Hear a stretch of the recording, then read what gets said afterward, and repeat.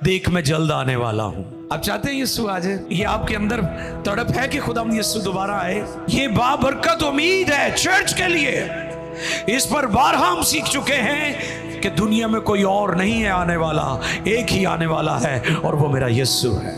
उसके जल्द आने से मुराद फौरन आना नहीं है, बल्कि इससे मुराद जो ग्रीक मतन है उसमें यह है कि जब दुनिया का स्टेज रेडी हो जाएगा वो आ जाएगा, जब नबूवतें पूरी हो जाएंगी वो आ जाएगा, जब कलाम दुनिया के कोने कोने में फैल जाएगा वो आ जाएगा। वो सिर्फ इंतजार कर रहा है कि वो बातें, वो शहादतें, वो काम और वो नबूवतें पूरी हो जाएं जो खुदा के कलाम में लिखी गई है। और दुनिया के हालात बने हुए हैं, कौमों के दरमियान झगड़े, लड़ाइयां, एक दूसरे पर चढ़ाई करने की दुनिया और कौमें कोशिश कर रही हैं। ये मेरे यीशु मसीह के आने की वाज़ेह निशानियां हैं। आज कलाम खुदा को हम सुनने वाले हैं। सब तैयार हैं जी? खुशी है अंदर कलाम की? ज़ोरदार तालियां बजाएंगे और वेलकम करेंगे इस कलाम को। आज का टॉपिक नोट फरमा लें, मुकद्दस यूहन्ना आरफ की दुआ और दावत। थोड़ा अनयूजुअल सा टॉपिक है। मुकद्दस यूहन्ना आरफ, मुकाशफा की किताब का मुसन्निफ कौन है जी? यूहन्ना आरफ। आज जो मौजू है, जो टॉपिक है, वो है मुकद्दस यूहन्ना आरफ की दुआ और दावत, जिसके लिए हम तिलावत करेंगे मुकाशफा 22वें बाब की 20वीं आयत मुकद्दसा। मुकाशफा 22वें बाब की 20वीं आयत मुकद्दसा को हम तिलावत करेंगे। मौजू नोट कर लें, सुन लें। मुकद्दस यूहन्ना आरफ की दुआ और दावत। आओ कलाम खुदा को ध्यान से सुने जी। खुदावंद के कलाम मुकद्दस में यूं रकम है, जो इन बातों की गवाही देता है, जो इन बातों की गवाही देता है, वो ये कहता है कि बेशक मैं जल्द आने वाला हूँ। आमीन आमीन। ऐ खुदावंद यीशु आ। मुकद्दस कलाम के पढ़े, सुने, समझे और कबूल किए जाने पर खुदावंद की बरकत। सब कहे आमीन। मुकद्दस यूहन्ना आरफ की दुआ और दावत। बाइबल मुकद्दस का इख्तितामिया इन आयात में हमें मिलता है। ये बाइबल मुकद्दस की आखिरी आयत है जो खुदा के कलाम में हमें मिलती है, जहां पर इसका इख्तिताम हो रहा है। और आप गौर करें कि बाइबल मुकद्दस की जो इख्तितामिया, जो आखिरी अल्फाज हैं, वो कितने खूबसूरत हैं। और वो क्या है? और वो क्या है? जो इन बातों की गवाही देता, हिमसेल्फ, यानी खुद खुदावंद यीशु, जो यूहन्ना से कलाम कर रहा है, मुखातिब है, वो खुद कह रहा है। उसके अपने अल्फाज हैं जिनसे बाइबल मुकद्दस का ये इख्तितामिया जो हिस्सा है वो कलमबंद किया गया है। और वो क्या है अल्फाज? जो इन बातों की गवाही देता है, वो ये कहता है, इन बातों की गवाही देता है, जो इन बातों की गवाही देता है, वो ये कहता है कि बेशक मैं जल्द आने वाला हूँ। वो खुद कह रहा है मैं जल्द आने वाला हूँ। आमीन आमीन। ऐ खुदावंद यीशु आ। दो हिस्से हैं इसमें। पहला हिस्सा क्या है? आमीन। ये दुआया हिस्सा है। जब दुआ होती है तो हम क्या कहते हैं? आमीन। ये कौन सा हिस्सा है? बोले जी, ये कौन सा हिस्सा है? ये दुआया हिस्सा है। तो यूहन्ना आरफ की दुआ क्या है? आमीन, ऐसे ही हो।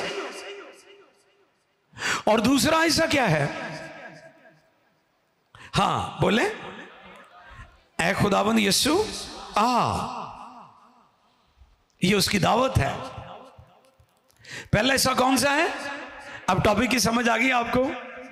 यूहन्ना अरब की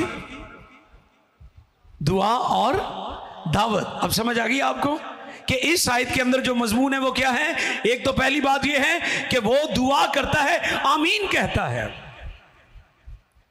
और दूसरी बात वो कहता है यीशु आ।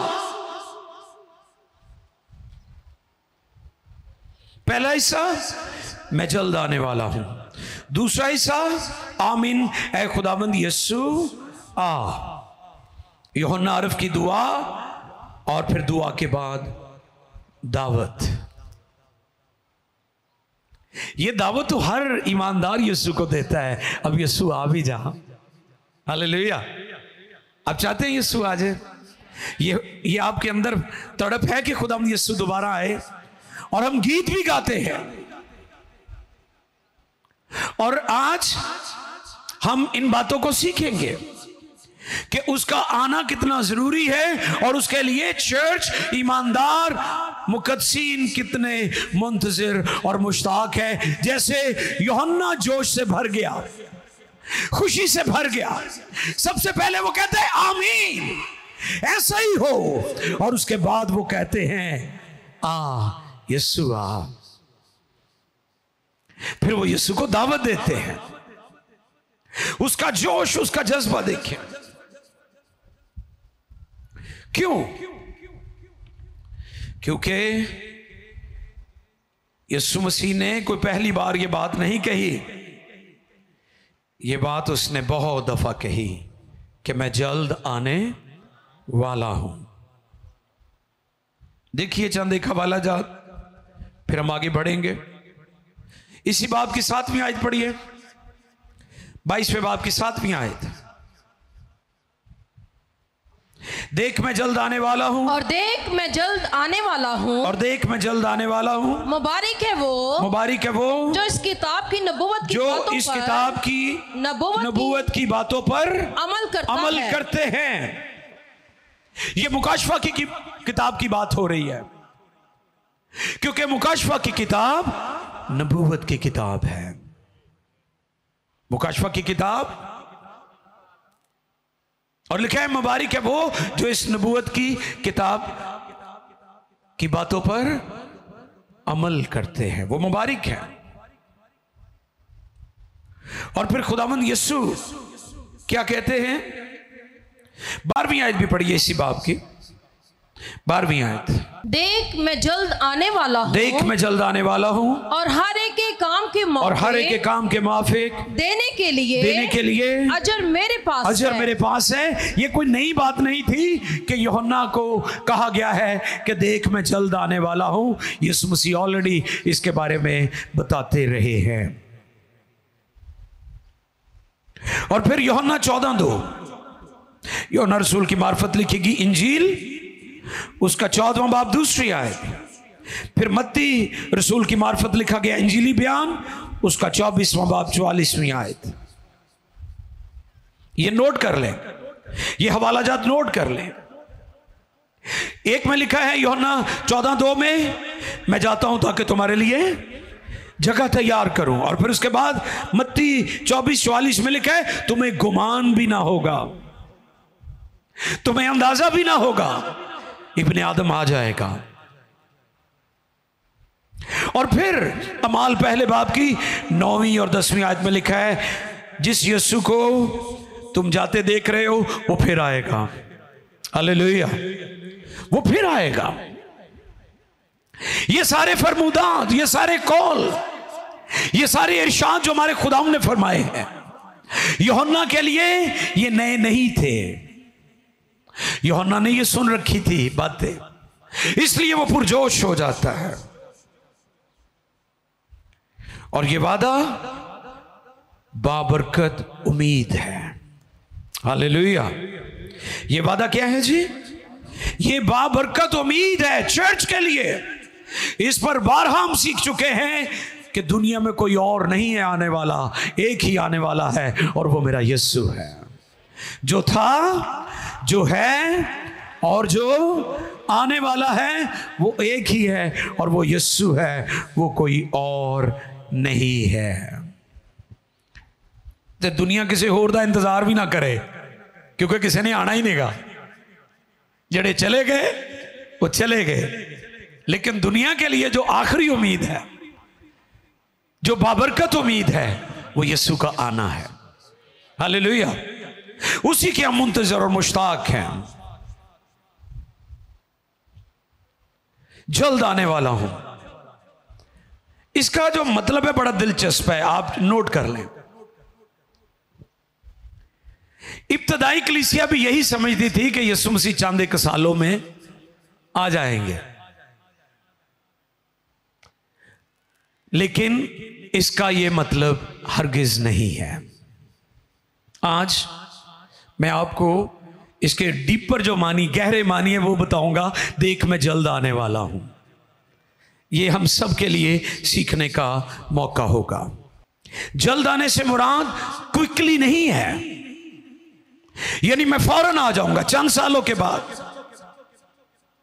मुख्तलिफ अदवार में बहुत सारी बिदात ने सर उठाया, उन्होंने सवाल किया कि कहां गया उसके आने का वादा। और आज भी बहुत सारी मैंने बिदतों के बारे में सुना है। कोई कोरिया से आ रही है, कोई जापान से आ रही है, कोई अमेरिका से आ रही है कि वो यीशु मसीह की आमद सानी को चैलेंज कर रहे हैं। और मुख्तलिफ जमानों में ऐसी गुमराही फैली कि कई लोगों ने सुसाइड कर ली, खुदकशी कर ली कि उसके आने का वादा कहां गया। लेकिन आज इसके जो डीपर मानी है उनको हम अंडरस्टैंड करेंगे। ग्रीक मतन में इसका मतलब जल्द आने का यह नहीं कि यीशु मसीह कल आ जाएगा, परसों आ जाएगा, हफ्ते बाद आ जाएगा। पिछले दिनों में भी एक गुमराही फैला रहा था, कोई स्या फॉर्म था, और वो मेरा कल सितंबर की डेट दे रहा था कि यीशु मसीह सितंबर को। तो इस तरह की गुमराही आपको सुनने में मिलेगी। लेकिन आज मैं आपको जो पैगाम देना चाहता हूं वो ये है कि उसके जल्द आने से मुराद फौरन आना नहीं है, बल्कि इससे मुराद जो ग्रीक मतन है उसमें यह है कि जब दुनिया का स्टेज रेडी हो जाएगा वो आ जाएगा। जब नबूवतें पूरी हो जाएंगी वो आ जाएगा। जब कलाम दुनिया के कोने कोने में फैल जाएगा वो आ जाएगा। वो सिर्फ इंतजार कर रहा है कि वो बातें, वो शहादतें, वो काम और वो नबूवतें पूरी हो जाए जो खुदा के कलाम में लिखी गई हैं। रात को भी हम एक कन्वेंशन में थे और वहां पर मैं इसके बारे में तालीम दे रहा था। अब चर्च को कमाल की बातों की तालीम देने की जरूरत है। चर्च पुलपट को नेक्स्ट लेवल पर जाने की जरूरत है, ताकि हम लोगों को इन एडवांस लेकर चले। जो आने वाली बातें उसकी तरफ हम बढ़े, हम कमाल की तरफ बढ़े। जल्द आने से मुराद क्या है कि जब, जैसे कि लिखा है, खुदा अपने वादे में देर, सुन रहे हैं आप, खुदा अपने वादे में देर। कई कहते ओदे घर च देर आ, हनेर नहीं, ना देर है ते ना हनेर है। वो काम टाइम नाल ही सारे करता है। ये बेटाइमे काम साडे हुंदे ने कि जिहड़े पहलों करने वाले ने वो एंड ते जिहड़े एंड ते करने वाले वो पहलों करते फिरदे हुंदे असीं। हमारा खुदा तरतीब का खुदा है, हमारा खुदा डिसिप्लिन का खुदा है। बाइबल का खुदा डिसिप्लिन का खुदा है, वो हमें तरतीब देता है। खुदा अपने वादे में देर नहीं करता, जैसी देर बाज लोग समझते हैं, बल्कि तुम्हारे बारे में तहम्मुल करता है, क्योंकि वो किसी की हलाकत नहीं चाहता, बल्कि ये चाहता है कि सबकी तौबा तक नौबत पहुंचे। जब नबूवतें, कलाम और दुनिया का स्टेज रेडी हो जाएगा, अल मसीह कोई ज़ैतून पर दोबारा उतरेंगे। और दुनिया के हालात बने हुए हैं, आलमी जंगे, आलमी फसादात, कॉन्फ्लिक्ट, कौमों के दरमियान झगड़े, लड़ाइयां, एक दूसरे पर चढ़ाई करने की दुनिया और कौमें कोशिश कर रही हैं। ये मेरे यीशु मसीह के आने की वाज़ेह निशानियां हैं। लेकिन जल्द आने से मुराद 1, 2, 3 साल नहीं, कल परसों नहीं, बल्कि तो जो फरमाए, बल्कि जब चीजें रेडी हो जाएंगी। हालेलुया। जब चीजें, यीशु मसीह आ जाएगा, वो ये बात कर रहा है। जहां भी उसने कहा मैं जल्द आने वाला हूं, इससे मुराद क्या है? इससे मुराद यह है कि जब दुनिया तैयार हो जाएगी तो फिर वो तवक्कुफ नहीं करेगा बल्कि आ जाएगा। यानी तमाम पेशन गोइयाँ नबूवतें पूरी हो जाएंगी, दुनिया का स्टेज रेडी हो जाएगा, मेरा अल मसीह बादलों की सवारी कर के आ जाएगा। यूहन्ना अरफ कैद तन्हाई काट रहा था। यूहन्ना जानते थे कि उसका प्लान, उसका मंसूबा पूरा होगा। हालेलुया, उसका मंसूबा पूरा होगा।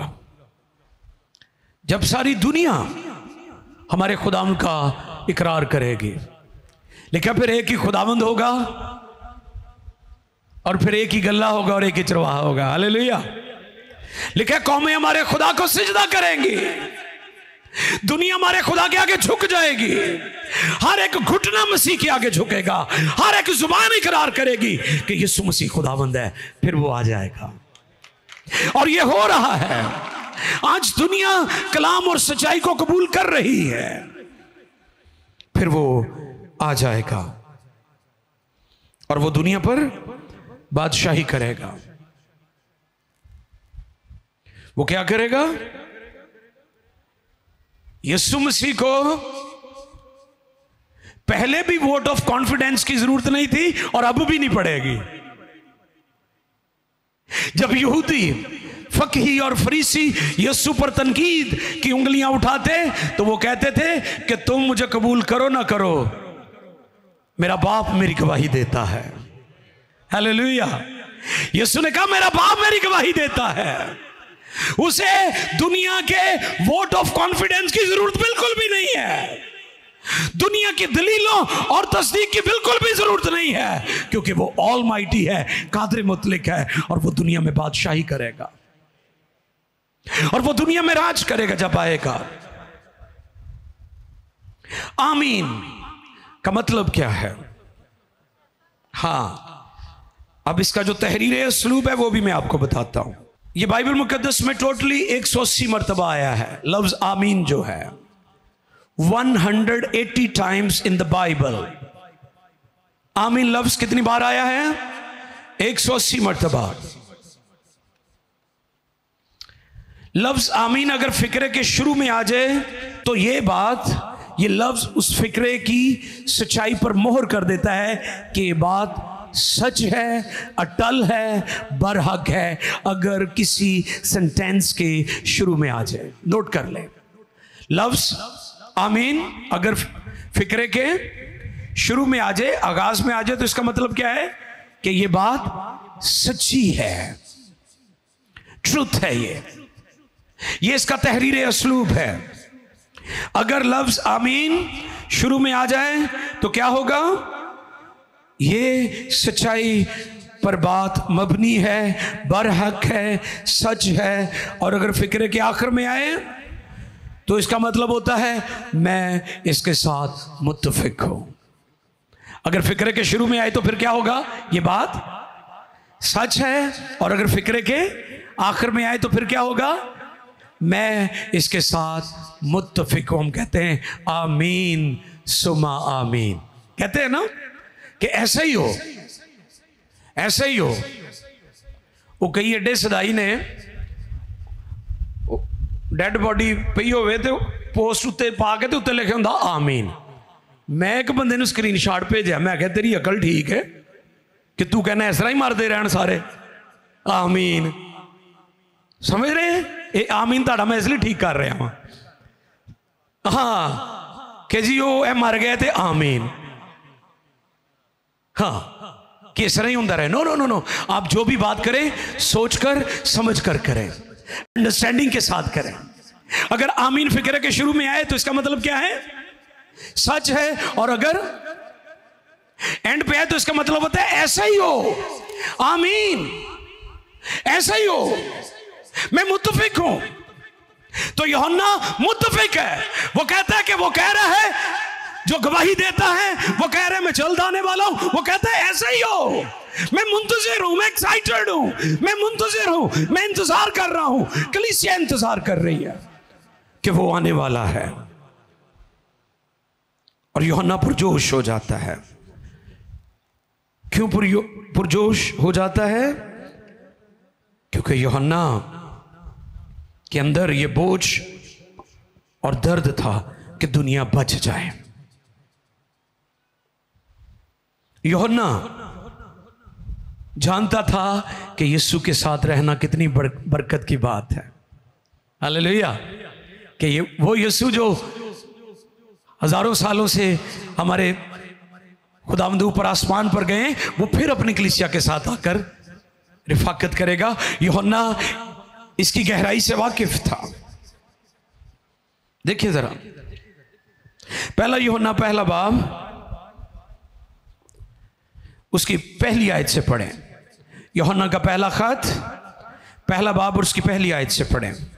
उस जिंदगी के कलाम की बाबत, उस जिंदगी के कलाम की बाबत जो इब्तदा से था, जो इब्तदा से था, और जिसे हमने सुना, जिसे हमने सुना और अपनी आंखों से देखा, और अपनी आंखों से देखा, बल्कि गौर से देखा, बल्कि गौर से देखा, और अपने हाथों से छुआ, और अपने हाथों से छुआ, ये जिंदगी जाहिर हुई, ये जिंदगी जाहिर हुई, और हमने उससे देखा, और हमने उससे देखा, और उसकी गवाही देते हैं, और उसकी गवाही देते हैं, और इसी हमेशा की जिंदगी की, और इसी हमेशा की जिंदगी के लिए जिंदगी की तुम्हें खबर देते हैं, जिंदगी की खबर तुम्हें देते हैं, जो बाप के साथ थी, जो बाप के साथ थी, और हम पर जाहिर हुई, और हम पर जाहिर हुई।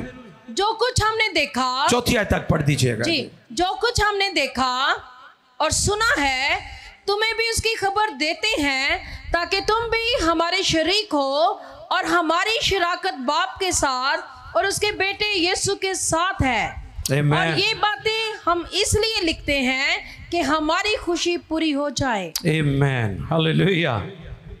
यूहन्ना जानता था कि खुदावंद यीशु ने किस तरह उसे बचाया और बुलाहट दी, और फिर वो उसकी गवाही देता रहा, इसलिए यूहन्ना पुरजोश हो गया। और फिर यूहन्ना क्यों पुरजोश हुआ? इस बात से कि देख मैं जल्द आने वाला हूं। पहला थिस्सलुनीकियों चौथे बाब की 14वीं और 15वीं आयत पढ़िए छे। क्यों पुरजोश हुआ? उसके जोश की वजह क्या थी? आओ इस पर गौर करें। पहला थिस्सलुनीकियों चौथे बाब की 14वीं आयत।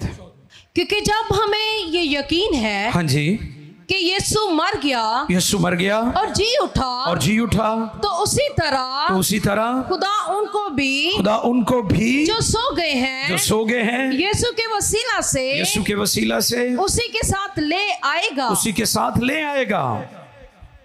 15वीं आयत भी पढ़ दीजिएगा। चुनाचे हम तुमसे खुदावंद के कलाम के मुताबिक कहते हैं कि हम जो जिंदा हैं और खुदावंद के आने तक बाकी रहेंगे, सोए हुओं से हरगिज आगे ना बढ़ेंगे। किस कदर बरकत की बात है अल मसीह की आमदे सानी। हालेलुया। वो मुर्दे जो गले सड़े हुए हैं कब्रों में, वो हड्डियां जो बिखरी हुई हैं कब्रों में, मेरे यीशु के आने पर उनको भी जिंदगी मिल जाएगी। इसलिए यूहन्ना पुरजोश है और वो कहता है आमीन। वो क्या कहता है? आमीन, आमीन। ये उसकी खुशी की वजह है, ये उसके जोश की वजह है। पहली वजह, उसने कहा कि हमने उसे अपनी आंखों से देखा है, हम उसकी रफाकत में रहे हैं, हमने उसे करीब से देखा है, हमने उसे छुआ, हमने उसके मौजज़े देखे, हमने उसके वंडर्स देखे, हमने उसके करिश्मे देखे। दूसरी खुशी की वजह कि जब वो आएगा तो मरी हुई दुनिया, वो मुर्दे जो कब्रों में दफन है, उनको भी जिंदगी मिल जाएगी, जला बख्श देगा। किस कदर बरकत की बात है उसकी दूसरी आमद, कि हमारे गले सड़े बदन, हड्डियां सब जलाली बदनों में तब्दील हो जाएंगी। और फिर यही हवाला पहला थिस्सलुनीकियों चौथे बाब की 16वीं और 17 आयत भी पढ़ेंगे। आइए देखिए जरा, क्योंकि खुदावंद खुद आसमान से, क्योंकि खुदावंद खुद आसमान से ललकार और मुकर्रब फरिश्ता की आवाज, ललकार और मुकर्रब फरिश्ता की आवाज और खुदा के नरसिंगा के और साथ खुदा के नरसिंगा के साथ उतर आएगा और पहले तो वो जो मसीह में मुए जी उठेंगे, फिर हम जो जिंदा बाकी होंगे उनके साथ बादलों पर उठाए जाएंगे ताकि हवा में खुदावंद का इस्तकबाल और इस तरह हमेशा खुदावंद के साथ रहेंगे। ये उसके जोश की वजह है कि पहले भी वो हमारे साथ था, अब भी हम उसके साथ होंगे। इसलिए वो कहता है आमीन। और फिर क्या कहता है वो, ऐ खुदावंद यीशु आ। पहले वो कहता है आमीन और फिर कहता है ऐ खुदावंद यीशु आ, यानी दोबारा मिलाप हो जाएगा। जिनको निजात मिली है वो आसमान पर जलाली बदनों में उठा लिए जाएंगे, यानी रैप्चर हो जाएगी। आरपीजो ग्रीक वर्ड है जिसका मतलब है ताकत के साथ वो हमें उठा लेगा। जमीन चीजों को अपनी तरफ खींचती है, ग्रेविटी, कशिश शकल। जमीन आप किसी भी चीज को ऊपर फेंके तो वो नीचे आ जाएगी, क्योंकि जमीन चीजों को अपनी तरफ खींचती है। यूहन्ना इसलिए खुश है कि उसकी आमदसानी से हम कशिश शकल के इख्तियार से भी आज़ाद हो जाएंगे और आसमान पर उठा लिए जाएंगे। हालेलुया। और वो अपनी ताकत से हमें आसमान पर उठाएगा, ये उसकी खुशी की वजह है। और फिर आखिरी और ख़ास वजह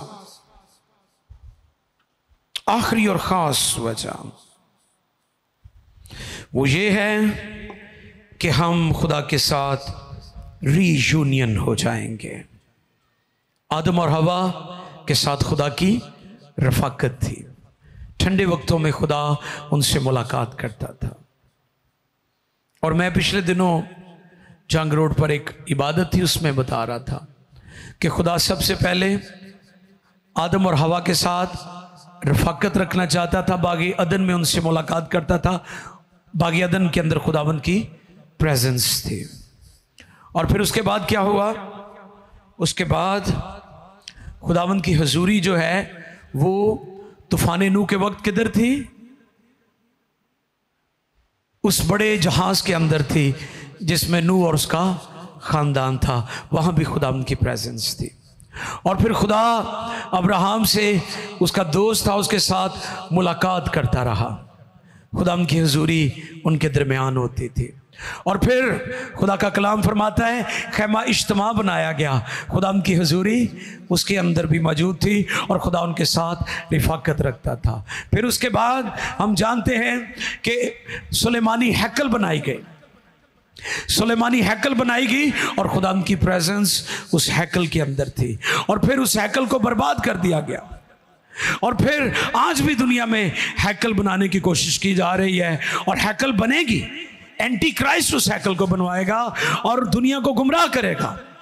लेकिन मैं आपको दिलचस्पी की बात बताता हूं, हैकल तो बन जाएगी लेकिन अहद का संदूक नहीं होगा, क्योंकि अहद का संदूक गायब हो चुका है। और दुनिया के लिए पैगाम यह है कि अब अहद के संदूक की मजीद ज़रूरत भी नहीं है।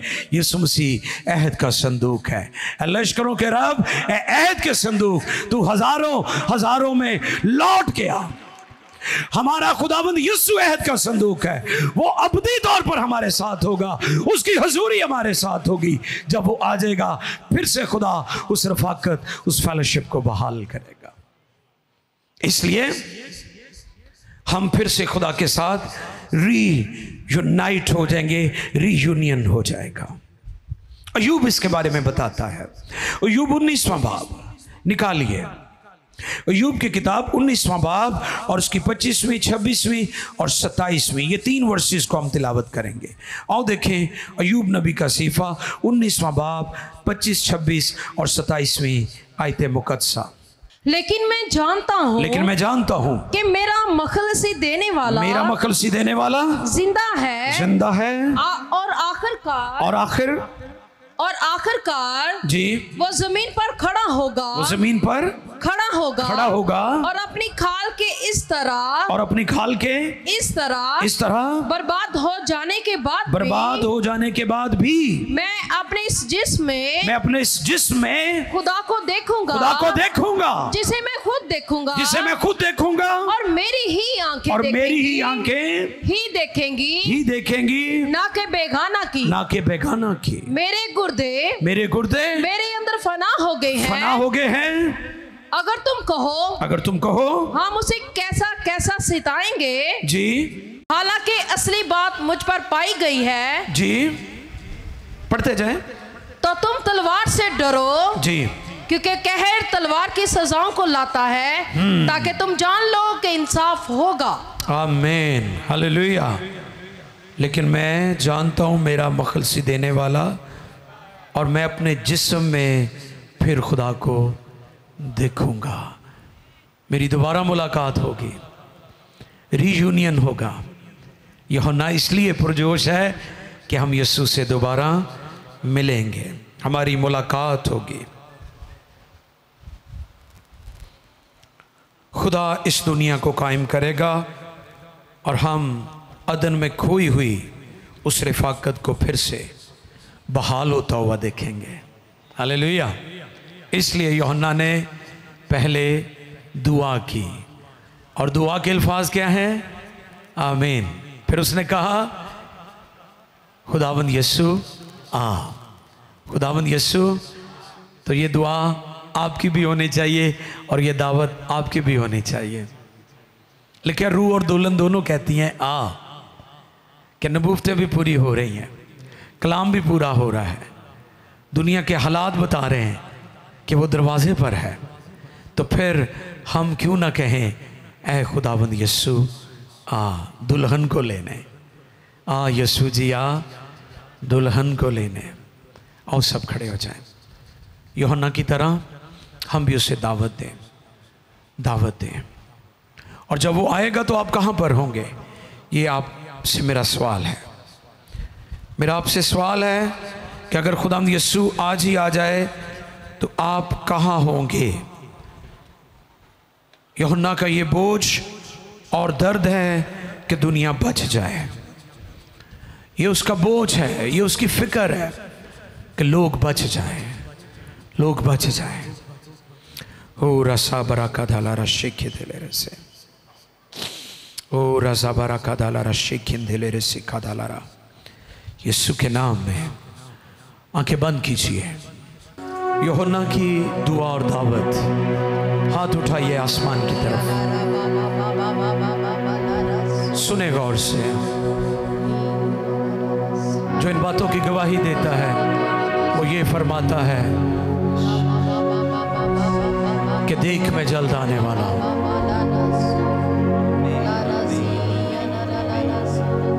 और जब उसने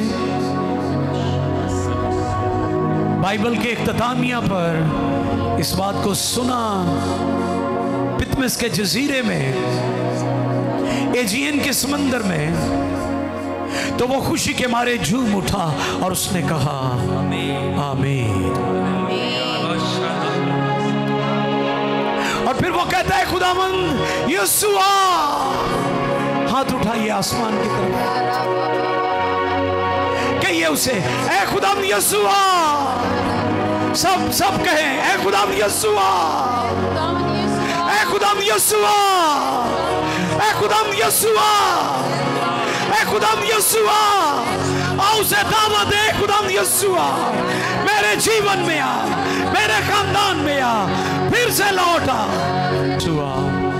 कुछ वक्त के लिए दुआ करें। ऐ यीशु, ऐ खुदावंद यीशु, दुल्हन को लेने आ, हमारे गले सड़े मुर्दों को उठाने के लिए आ, हमारे बहन भाई माँ बाप हमसे जो बिछड़ गए उनसे दोबारा हमारा मिलाप होने वाला है। यीशु हम उनको रूबरू देखेंगे। यीशु हमारी उनके साथ मुलाकात होगी। यीशु रसा बरकत। दुआ करें कुछ देर के लिए। मैंने कहा था कि देख मैं जल्द आने वाला हूं, इसके गहरे मानी है। चीजें रेडी हो चुकी है, दुनिया का स्टेज सज चुका है कि खुदा का बेटा दुनिया की अदालत करने को आए।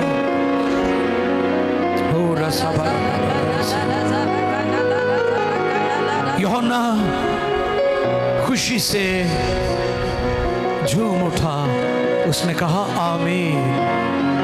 फिर वो कहता है, ए खुदा यीशुआ, आप भी कहें खुदा यीशुआ, यीशु दुल्हन को लेने, चर्च को लेने फिर से मिलाप होने वाला है खुदावंद के साथ भी, और अपने रिश्तेदारों बहन भाई जो मसीह में सो गए उनसे हम मिलेंगे, उन्हें हम देखेंगे। और यूब कहता मैं उसे रूबरू देखूंगा, अपनी खाल में देखूंगा। रबा का दाना रसी की दे, ये होप है चर्च का, ये चर्च की उम्मीद है, ये हमारे पास तसल्ली है, ये हमारे पास एक जलाली और कभी उम्मीद है कि हम अपने खुदावंद को देखेंगे। हालेलुया।